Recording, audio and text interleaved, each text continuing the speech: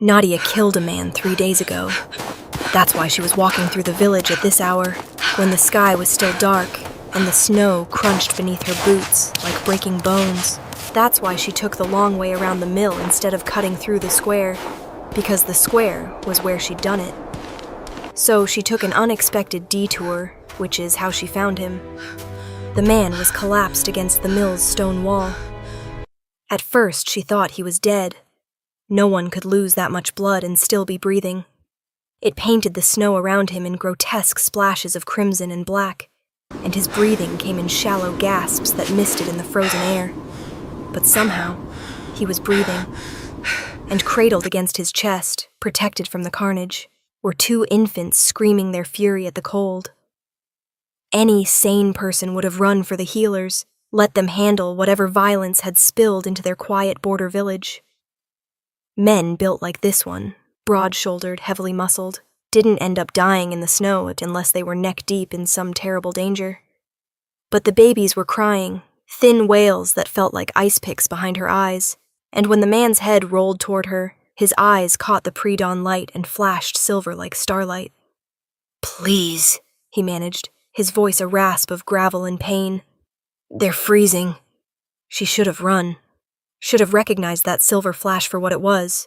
Wolfborn, the shapeshifters who ruled the northern kingdoms with claw, fang, and ancient law. They never came this far south. Not willingly, anyway. But Nadia had taken a man's life 3 days ago, watched the light leave his eyes. And now here was someone else dying in front of her. Someone who'd used his last strength to keep 2 babies warm instead of tending to his own wounds. Maybe this would balance the scales. "I'll call for help," she said, kneeling in the snow now, calculating how to carry both babies and support him. "The temple has healers who—" "No!"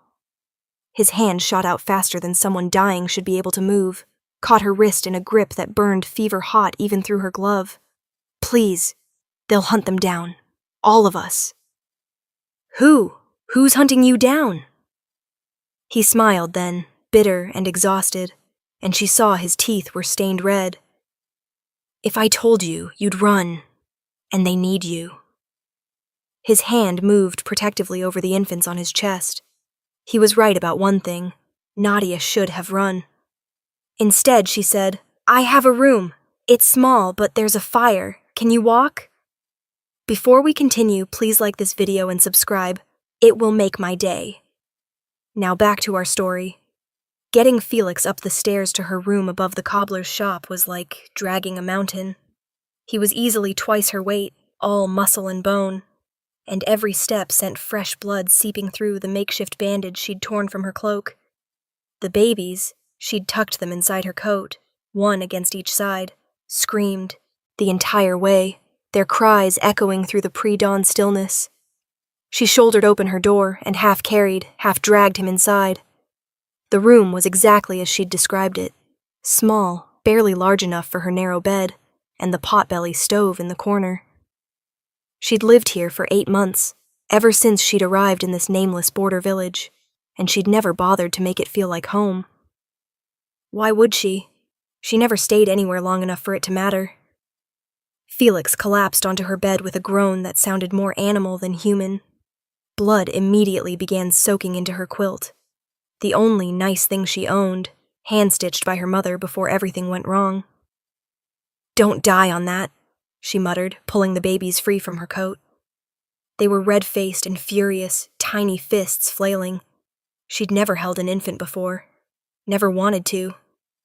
They were sticky and loud, and they tied you down to one place, one person, one version of yourself you could never escape. But she managed to lay them on her only chair, and they quieted slightly once they were out of the cold. Felix was trying to sit up, but failing. "Stop moving," Nadia ordered, crossing to him. She'd spent 2 years working in a field hospital during the border wars, back when she'd been someone else. Someone with a different name, and a future that looked nothing like this. She knew her way around a wound. This one was bad. The blade had gone in just below his ribs, angled upward. Whoever had done this knew what they were doing. Another inch and it would have punctured his lung. As it was, he was bleeding internally. She could see it in the way his skin had gone gray, the way his breathing came shallow and pained. "I need to see it," she said. Felix's hand caught her wrist again, weaker this time. "The boys first. They haven't eaten since," he grimaced. "Since yesterday. They'll survive an hour without food. You won't survive the next 20 minutes if I don't pack this wound. Please." His word cut through her irritation like a knife. Please. Not a command, not an expectation. A request from a man who knew he was dying and wanted his last conscious moments spent making sure his children were safe. Something about Felix's desperation made her chest feel tight. "Fine," she relented.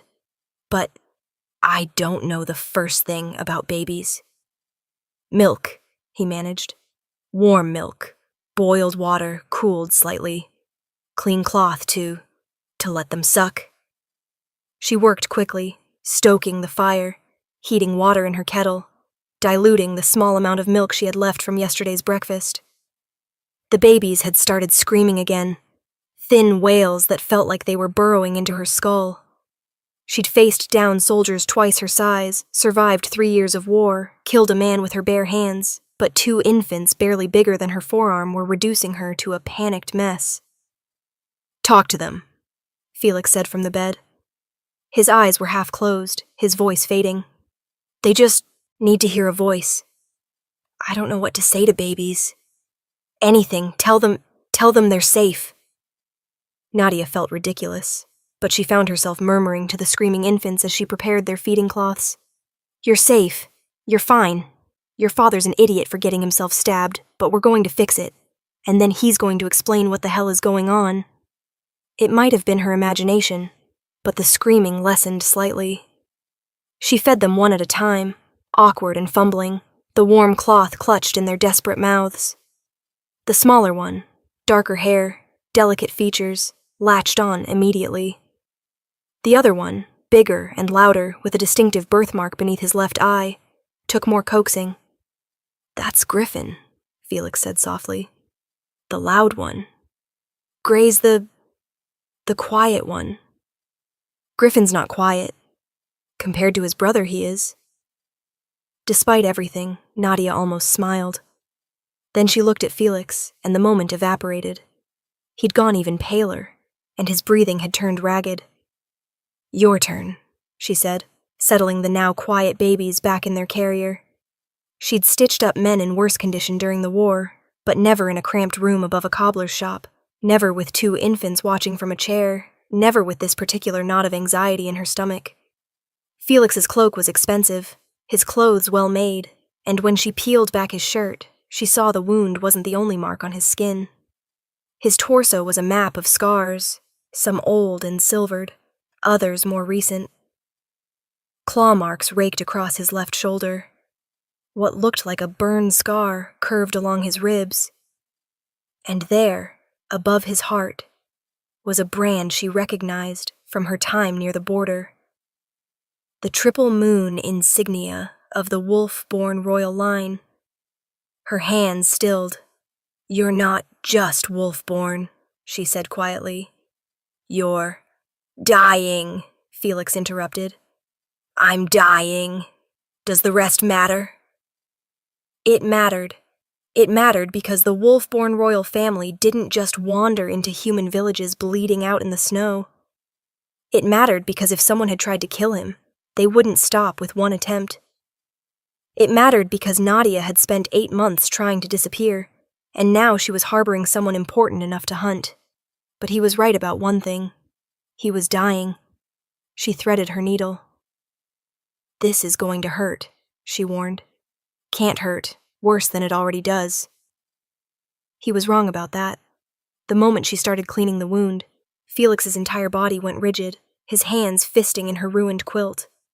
He didn't scream, didn't make a sound, but she could see the agony written across his face. "Talk to me," she said, echoing his earlier advice. "Stay conscious." "About what?" "I don't care. Anything. Tell me who did this." Felix's laugh was bitter and breathless.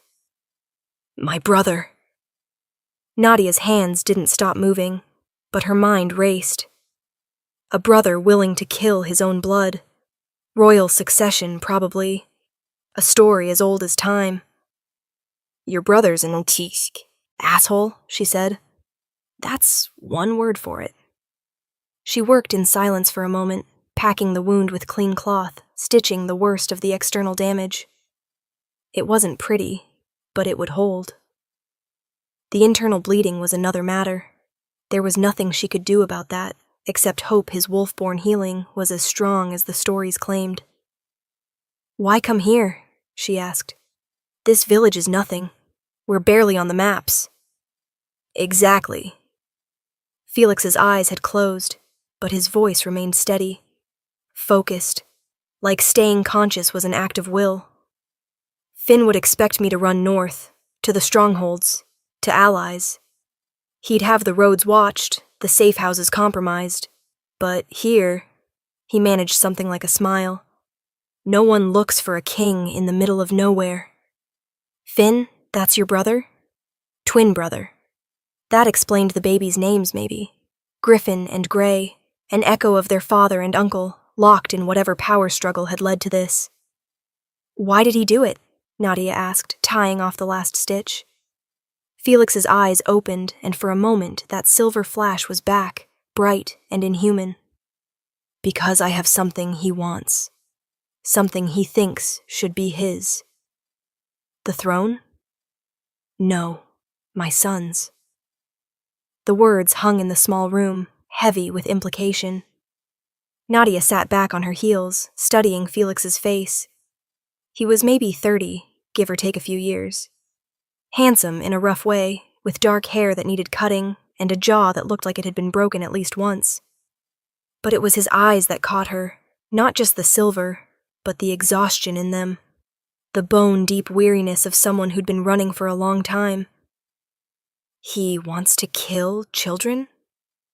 She couldn't keep the disgust from her voice. "He wants to eliminate the legitimate heirs. With them gone, with me gone, the throne passes to him. Clean succession. The council would accept it." Felix's breathing had steadied slightly, though his color was still terrible. "I've been hiding them for 3 weeks, moving every few days. But someone told Finn where we were." "Who?" "I don't know, that's the problem." His hand moved to his chest, pressed against the fresh bandaging. "I don't know who I can trust anymore." Nadia understood that feeling intimately. She rose, washing her hands in the basin by the window. Dawn was breaking now, weak winter light filtering through the frost on the glass. The village would be waking soon. Old Rensler would be opening his cobbler shop downstairs. The market would fill with farmers and traders, all the normal rhythms of a place where nothing interesting ever happened.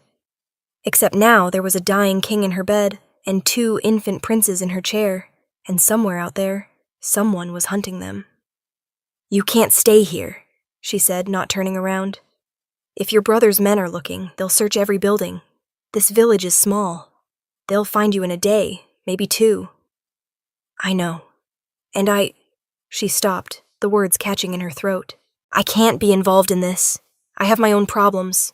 I killed someone 3 days ago, and I'm trying very hard not to think about it." But when she turned around, Felix was watching her with those unsettling silver eyes, and something in his expression made her chest tighten again. "You saved our lives," he said quietly. "I won't forget that. When I'm healed enough to travel, we'll leave. I won't bring more danger to your door." "Where will you go?" "North, eventually. There are loyalists, people who don't believe Finn's lies. But I need time. Need to heal enough to protect my sons." "How long?" Felix closed his eyes. "A week, maybe less, if my healing kicks in." A week. 7 days of hiding a king and his heirs in a room the size of a closet, of lying to her neighbors, of waiting for Finn's men to kick down her door. Nadia had survived worse odds. "Fine," she heard herself say. 1 week. But if anyone comes asking questions, you're on your own. Felix's smile was faint but genuine. Fair enough. She should have felt angry at being dragged into someone else's war. Instead, as she looked at the 2 sleeping babies in their carrier, she felt something else entirely. Something uncomfortable and unfamiliar. Responsible. The first 2 days passed in a haze of blood and exhaustion. Felix's wound grew infected despite Nadia's best efforts, and she spent 48 hours fighting to keep his fever down while trying to care for 2 infants who seemed to operate on a schedule designed specifically to prevent sleep. Gray was the easier of the 2. He ate, he slept, he barely cried. Griffin was a tyrant in miniature, screaming unless he was held, refusing to sleep for more than an hour at a stretch. Your son is possessed, Nadia informed Felix on the second night, bouncing Griffin against her shoulder while checking Felix's temperature. Still too high. I'm fairly certain he's actually a demon. Felix managed a weak laugh from the bed. He gets it from his mother. It was the first time he'd mentioned the boy's mother. Nadia wanted to ask, where was she? Why wasn't she here? But Felix's eyes had gone distant, and she recognized that look. Loss. The kind that sat in your chest like a stone. She died, Felix said, answering the unspoken question. 2 months ago. Childbirth complications. I'm sorry. Don't be, we weren't. He paused, choosing his words carefully. It was a political arrangement. She was kind, but we didn't love each other. Her family needed the alliance, and I needed heirs. She gave me my sons, and that's more than I deserved. There was something dark in his voice, some old guilt Nadia recognized because she carried her own. She didn't push. Griffin finally quieted against her shoulder, his tiny fist curled in her shirt. She'd been wearing the same clothes for 2 days, and she probably smelled like sour milk and copper, but the baby didn't seem to care. You're good with them, Felix observed. On the 3rd day, his fever finally broke. She woke to find him sitting up in bed, color returning to his face, the wound on his torso already starting to close in that unnatural way Wolfborn healed. He was watching her from across the room, and there was something in his expression she couldn't quite read. You talk in your sleep, he said. Nadia's stomach dropped. What did I say? A name, Dominic. Felix's gaze was steady, assessing. You said you were sorry. She turned away, busying herself with stoking the fire. It's nothing. You're a terrible liar, and you're nosy for a king. I'm not a king anymore. Just a man trying to keep his children alive. Felix shifted in the bed, wincing slightly. But I know what guilt looks like, Nadia. I'm intimately familiar with it. She didn't respond, and after a moment, he let it drop. That afternoon, she ventured out for the first time in 3 days. The village was buzzing with news.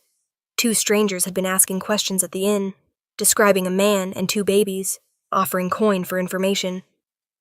Nadia bought supplies with the last of her money and hurried back to her room, her heart pounding. They're here, she said, shutting the door behind her. Your brother's men. They're looking for you. Felix was on his feet now, moving slowly but steadily.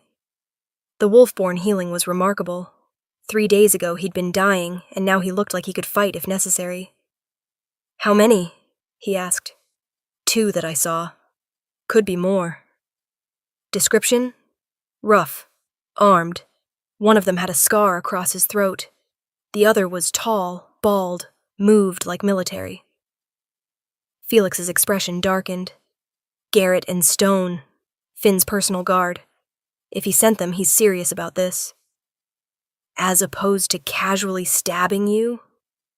Despite the tension, Felix smiled. Fair point. They spent the rest of the day planning. Felix was strong enough to travel now, but they needed a distraction, a way to slip out of the village unnoticed. There's a merchant caravan leaving tomorrow morning, Nadia said, thinking aloud. Headed north. If we could get onto one of the wagons. They'd search the wagons. It's too obvious. Felix paced the small room, his movements restless, predatory. The The wolf in him was showing now, the animal intensity barely contained beneath human skin. "We need to leave tonight, on foot, cut through the forest." "In this weather? With infants? Do you have a better idea?" She didn't. That night, as the village settled into sleep, they prepared to run. Nadia packed what little she could carry, spare clothes, food, her mother's quilt wrapped around the babies for extra warmth. Felix had nothing but the clothes on his back and a knife he'd apparently been hiding in his boot the entire time. "You're good at running," he observed, watching her work with practiced efficiency. "I've had practice." "The man you killed, Dominic, is that why you're here? Why you're hiding?" Nadia's hands stilled on the pack. She could lie. But Felix had trusted her with his children, with his life, and something about the way he was looking at her made the truth feel less dangerous. "He was my sister's husband," she said quietly. "He'd been hurting her for years. I didn't know. She hid it well. By the time I found out, it was—" She swallowed hard. "I came to visit. Found her unconscious, bleeding. He was drunk, didn't even try to hide what he'd done. So She didn't finish. Didn't need to." "Where's your sister now?" Felix asked. "Dead. She died 2 days after I killed him. Internal injuries I couldn't fix." Nadia forced herself to keep packing, to keep moving. If she stopped, she'd break. "So I killed him for nothing. And now I'm wanted for murder in Vesper. And I can't go home. And she's dead anyway. And none of it mattered." The room was silent except for Gray's soft breathing from his carrier. Then Felix crossed the space between them and did something unexpected. He pulled her into a hug. It wasn't romantic or charged with meaning. It was just human. One grieving person acknowledging another's pain. His arms were solid around her, his warmth cutting through the cold that had lived in her chest for 3 days. "It mattered," he said quietly. "You made sure he couldn't hurt anyone else. That matters." Nadia didn't cry. She hadn't cried since she'd watched them bury her sister in the frozen ground. But she let herself lean into Felix for just a moment, let herself accept the comfort of someone who understood what it meant to carry impossible choices. Then Griffin started screaming, and the moment passed. "Right," she said, pulling away and wiping at her eyes. "Let's go before I change my mind about this whole insane plan." They slipped out of the building just after midnight, Felix carrying Gray's carrier, Nadia carrying Griffin and their supplies.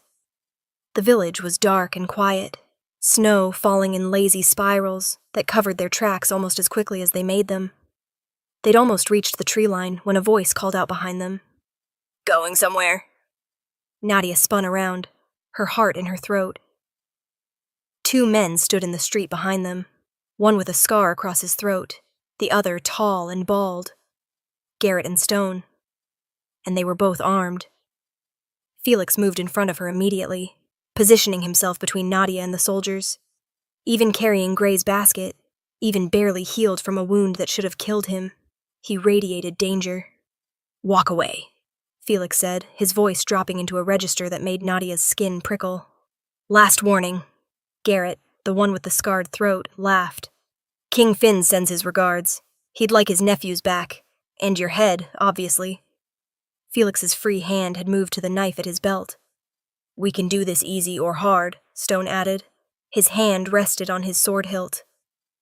"Easy is you hand over the boys and we make your death quick. Hard is we kill the woman first. Make you watch, then take the boys anyway." Nadia felt Griffin's squirm against her chest, preparing for another scream. She pressed her hand gently over his back, willing him to stay quiet. "There's a third option," Felix said. "Yeah?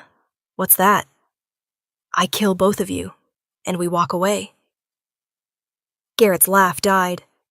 "There's 2 of us and 1 of you, and you're still healing from Finn's knife. The math doesn't work out in your favor, cousin."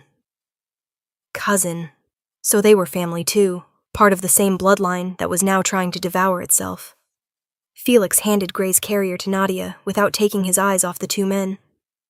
"When I tell you to run," he said quietly, "you run. Don't look back. Follow the river north until you reach the old mill. Wait for me there. Felix, promise me. She thought about the promise she'd made 3 days ago, kneeling in blood-soaked snow. She'd promised to keep these babies safe, and she kept her promises even when they destroyed her. Okay, I promise, she whispered. Then Felix changed. Nadia had heard stories about the wolf-born transformation, how it was painful, unnatural, wrong. The stories were underselling it. Felix's body convulsed, bones cracking and reforming with sounds like breaking branches. His skin rippled, sprouted dark fur, and then he wasn't a man anymore, but something massive and terrifying. A wolf the size of a horse with silver eyes that glowed in the darkness. Garrett and Stone both drew their weapons, but they were too slow. Felix, the wolf, launched himself at Stone with impossible speed. The impact sent the tall man sprawling into the snow, his sword flying from his hand. Garrett swung his blade at Felix's flank, but the wolf twisted mid-attack, jaws closing around Garrett's forearm with an audible crunch. Run! The word came out garbled from the wolf's throat, but Nadia understood. She ran. Griffin started screaming the moment she moved, his cries echoing through the silent village, but she didn't stop. Gray remained mercifully quiet in his carrier, bundled against her other side. The forest swallowed them quickly, snow-laden branches blocking out the weak moonlight. Behind her, she heard the sounds of fighting. Snarls, screams, the wet sound of teeth on flesh. She ran faster. The river was frozen at the edges, black water rushing through the center. She followed it north like Felix had instructed, her lungs burning, Griffin's screams fading to hiccuping sobs. Every shadow looked like a pursuer, every sound like footsteps in the snow. The old mill appeared after what felt like hours. It was barely standing, half the roof collapsed, but it offered shelter from the wind. Nadia ducked inside, settling both babies in their carriers and trying to catch her breath. Griffin was furious, red-faced and screaming. Gray watched her with dark, solemn eyes that seemed far too aware for an infant. Your father better survive this, she told them, bouncing Griffin in a futile attempt to calm him. Because I have no idea what to do with you if he doesn't. She waited. 1 hour became 2. Griffin finally exhausted himself and fell asleep. Gray never made a sound, just watched her with those unsettling eyes. Dawn was starting to break when she finally heard footsteps approaching the mill. Nadia grabbed the knife she'd taken from her pack, positioned herself between the entrance and the babies, and prepared to fight. Felix stumbled through the doorway. He was human again, naked except for the tatters of his clothes, covered in blood that probably wasn't all his. There was a new wound across his shoulder, sword slash deep, and he was limping badly. You're alive, Nadia said, lowering the knife. Disappointed? Ask me again when you're not bleeding on my floor. Felix managed a laugh that turned into a wince. They're dead, both of them, but he leaned against the wall, sliding down to sit. Finn will know by morning. He'll send more. Then we need to keep moving. Felix closed his eyes. There's a safe house, 2 days north. Old friend. He'll help us. You said you didn't know who to trust. I don't. But Victor owes me his life 3 times over. If there's anyone in this kingdom who won't sell me out, it's him. Nadia studied Felix's face. He looked like death, and they still had 2 days of travel through winter forest with 2 infants. The odds were terrible. But then again, she'd been living with terrible odds for 3 days now. What was 2 more? They rested for 2 hours, enough that Felix could stand without swaying. Nadia used the time to clean and bind his wounds, trying not to think about how this was becoming a disturbing pattern in their relationship. Relationship. The word felt strange even in her own head. They weren't anything to each other except 2 people thrown together by circumstance and desperation. She was helping him because she'd made a promise. He was tolerating her because he needed her. That was all. So why did it feel like something more when their hands brushed as she tied off his bandage? Why did her chest tighten when he looked at her with those silver eyes? She was being ridiculous. 3 days ago, she'd killed a man. This was just adrenaline and proximity, and the way trauma made everything feel more intense. They set off north as the sun rose, trudging through snow that came up to Nadia's knees. Felix had wrapped Gray and Griffin together in her mother's quilt, carrying them against his chest. They looked absurdly peaceful, 2 heads nestled together, completely unaware that their father had just killed 2 men to keep them safe. "Tell me about this Victor," Nadia said, partially to break the silence, and partially because she was genuinely curious. "Old friend. We served together during the border wars with Vesper." Nadia's steps faltered. "You fought in the border wars?" "Everyone fought in the border wars. 3 years of hell." Felix's voice had gone flat, distant. "Victor saved my life when a Vesper battalion ambushed our unit. I returned the favor twice after that. He's running a refuge now, place for soldiers, who can't go home. He'll understand our situation." A refuge for soldiers. The irony wasn't lost on her. "I worked in a field hospital during the wars, Vesper side." Felix glanced at her. "Really?" "Really. Small world. We might have tried to kill each other. Good thing we failed." The absurdity of it pulled a laugh from both of them, though there wasn't much humor in the sound. Just 2 people who'd survived something terrible and were now trying to survive something else. They walked in silence for a while, the only sounds the crunch of snow beneath their boots and the occasional whimper from one of the babies. "Can I ask you something?" Nadia said eventually. "Your brother, Finn. Why does he want the throne so badly? You said you're twins. Doesn't that make succession complicated?" Felix's jaw tightened. "I'm older, by 11 minutes. 11 minutes that shaped both our lives." He adjusted his grip on the babies. "Finn spent his entire childhood being told he was almost good enough, almost king, almost heir. It poisoned him. Or maybe he was always poisoned and circumstance just gave him an excuse." "You love him." It wasn't a question. Nadia could hear it in Felix's voice, the grief beneath the anger. "I did," Felix admitted quietly. "Once, before he decided being my brother wasn't enough. Before he stopped, shook his head. It doesn't matter now. He made his choice. I made mine." "What choice was that?" "To keep breathing. To keep my sons alive. To burn the whole kingdom to ash if that's what it takes." There was something fierce in his voice, something that made Nadia believe him completely. Felix would destroy everything to protect Griffin and Gray.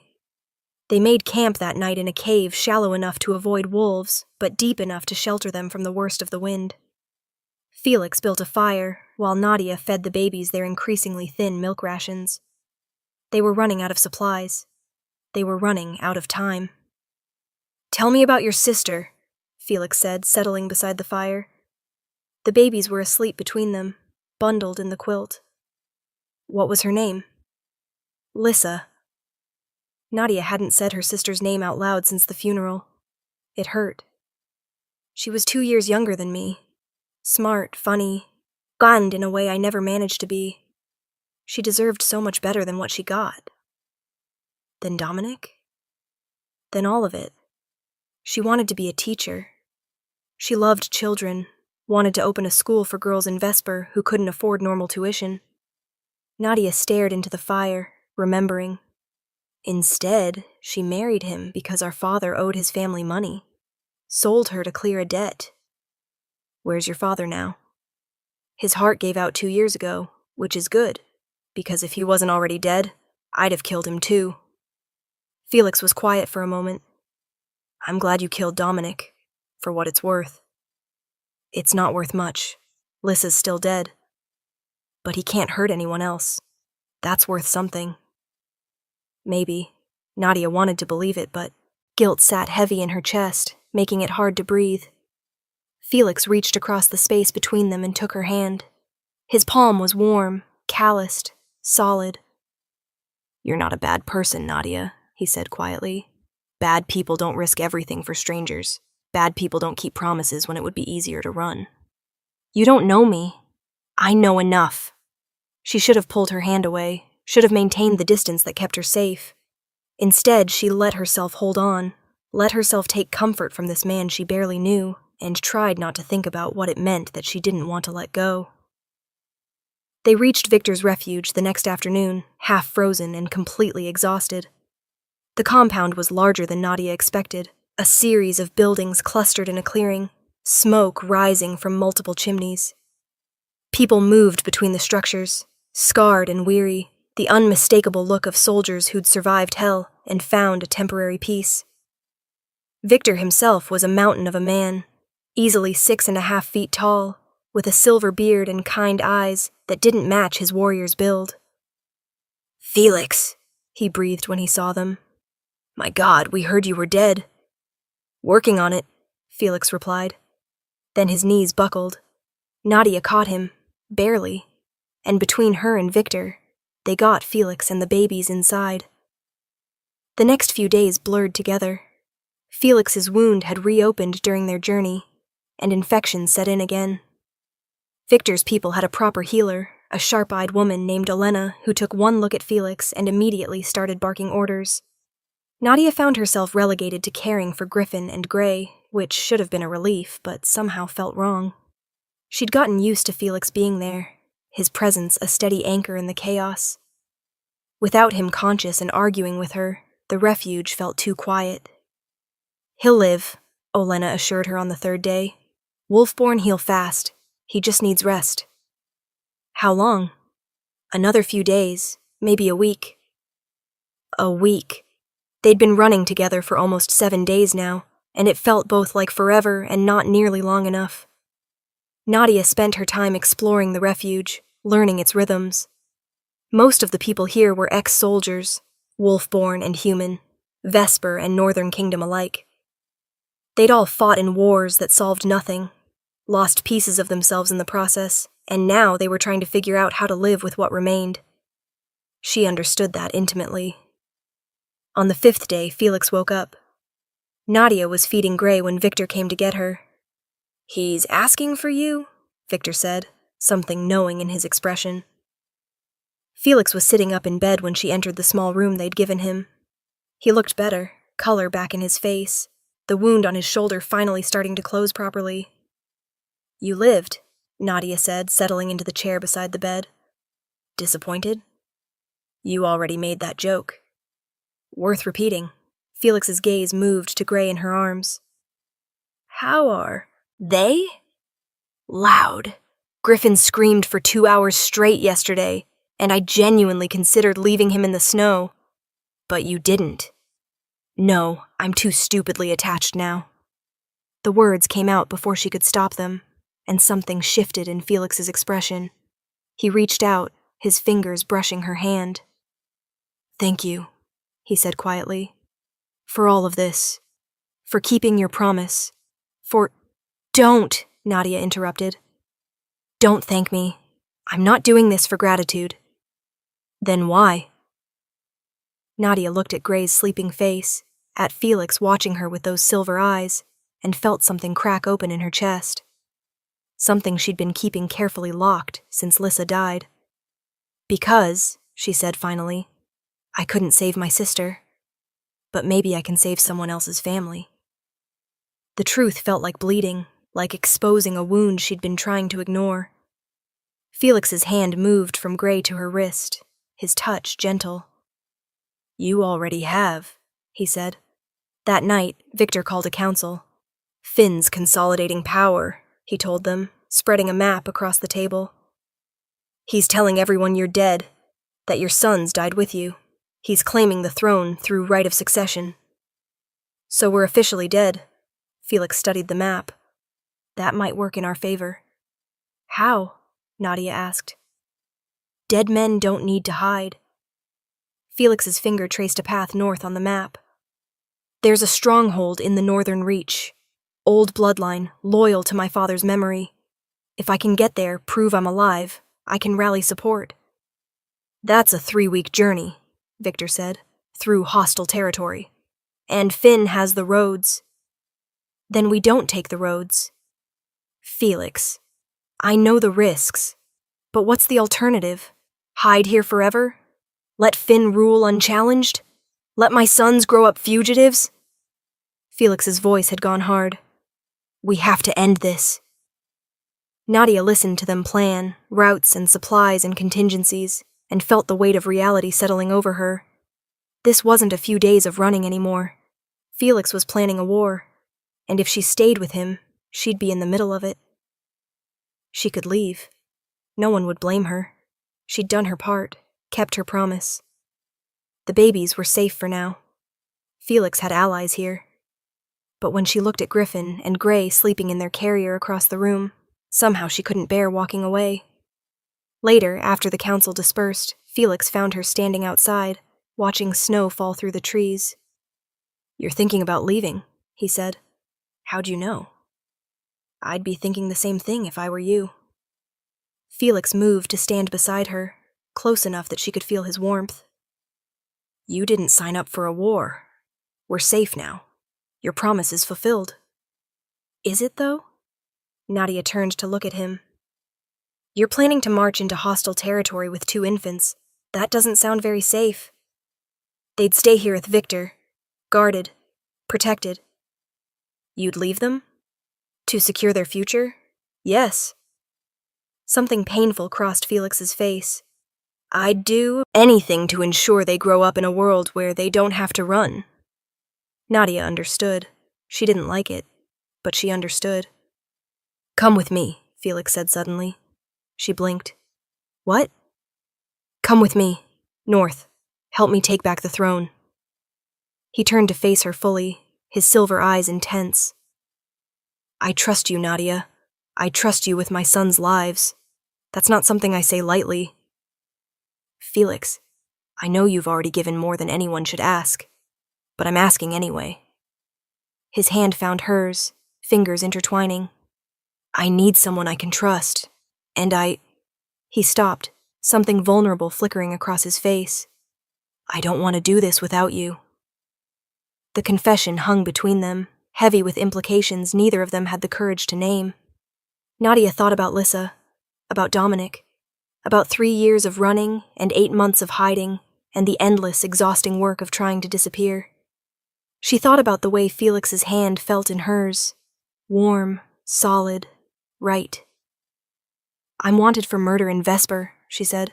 If we succeed, if you take back the throne, I'll still be a fugitive. Your court won't accept someone like me. Then I'll pardon you. First act as king. You can't just watch me. Felix's grip tightened. I don't care about your past, Nadia. I care that you're here now, that you chose to help when you had every reason to run. That's worth more than 1,000 noble bloodlines. She wanted to believe him. She wanted to believe that she could have this purpose, belonging, maybe even something more with this silver-eyed king who'd stumbled into her life bleeding in the snow. But she'd learned not to trust things that felt too good to be true. I need to think about it, she said. Felix didn't let go of her hand. For what it's worth, I hope you stay. Not just because I need you, but because He stopped, shook his head. Think about it. He left her there in the snow, and Nadia stood alone, with her thoughts, and the ghost of Lissa's voice asking what she was so afraid of. 3 days later, they held a small ceremony for the boys. Wolf-born tradition, Victor explained, presenting the heirs to those who would protect them, letting them be known and named before witnesses. It should have been done at birth, in the capital, with the whole court watching. Instead, it happened in a refugee camp with a dozen scarred soldiers standing witness. Felix held Griffin and Gray before the assembled group, speaking the old words in a language Nadia didn't understand. The babies seemed to sense the solemnity of the moment. Even Griffin stayed quiet, watching his father with wide eyes. These are my sons, Felix said, switching to the common tongue. Griffin and Gray, heirs to the Northern Kingdom. And I swear before all of you, they will not grow up in fear. They will not spend their lives running. I will take back what's ours, or I will die trying. The soldiers responded with a roar of approval that made both babies start crying, and, despite the gravity of the moment, Nadia had to fight back a smile. Afterward, as people dispersed, Olena approached Nadia.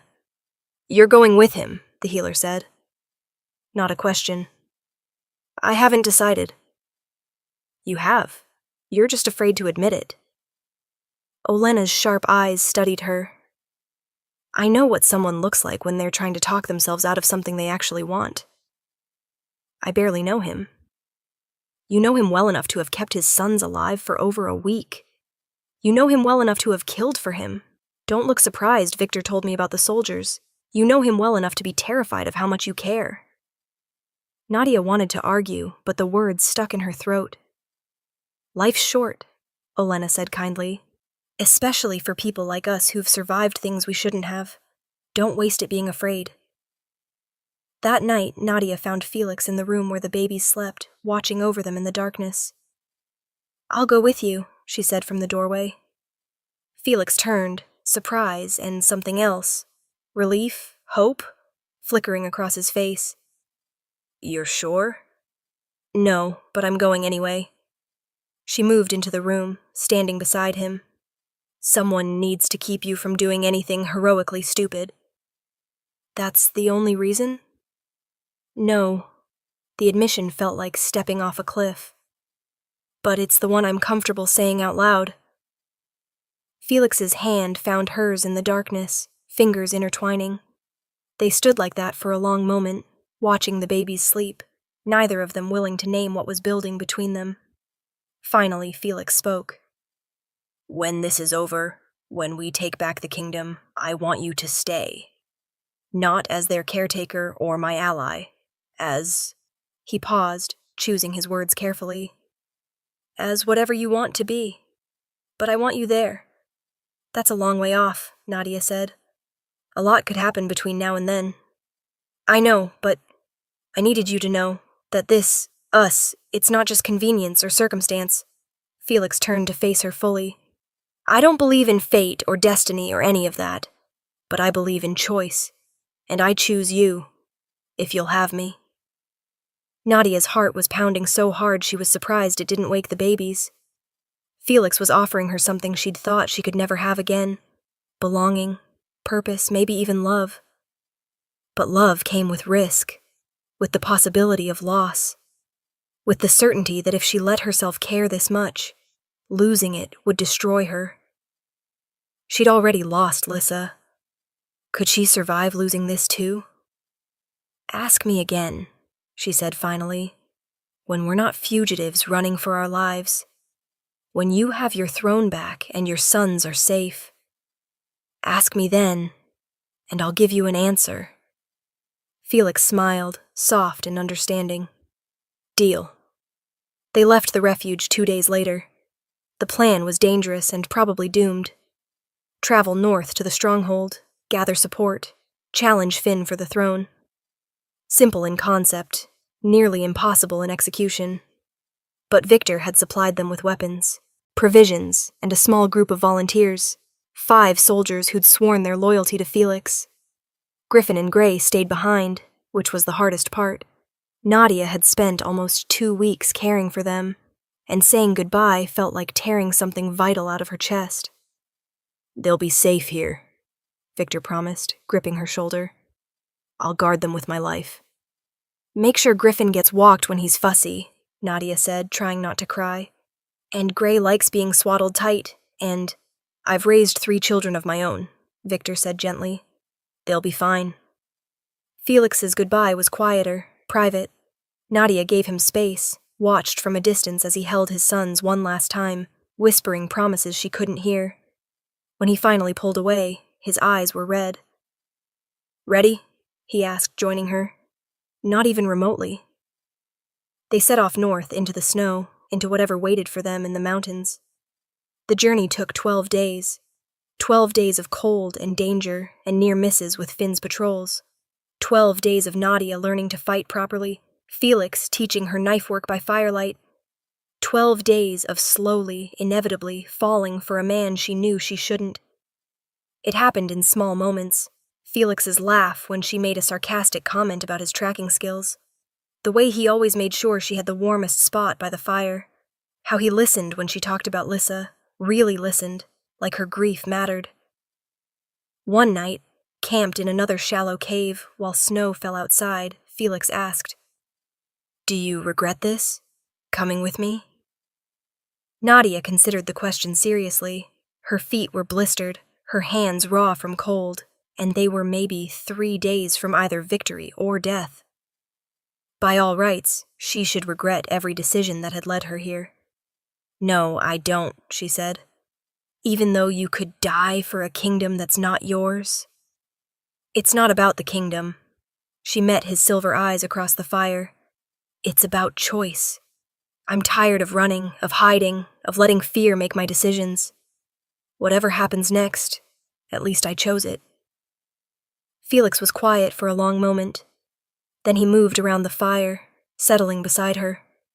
"Can I kiss you?" he asked. Nadia's heart stuttered. "That's a terrible idea. We're 3 days from a potential war." "I know. And you're a king, and I'm a fugitive, and this is absolutely—" Felix kissed her. It was gentle at first, questioning, giving her space to pull away if she wanted. But Nadia didn't want to pull away. She kissed him back, her hand coming up to his jaw, and let herself have this one moment of warmth in the cold. When they finally broke apart, Felix rested his forehead against hers. "That was a terrible idea," he agreed. "Awful." "Want to do it again?" "Absolutely." They reached the stronghold on the 13th day, half frozen and completely exhausted. The compound was massive, ancient stone walls rising from the mountainside, guards patrolling battlements, the old Northern Kingdom banners, flying defiantly against the gray sky. They were stopped at the gate by a captain who recognized Felix immediately. "Your Majesty," the woman breathed, dropping to one knee.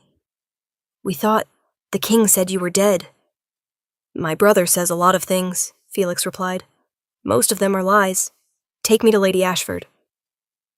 Lady Ashford turned out to be a sharp-eyed woman in her 60s, battle-scarred and commanding.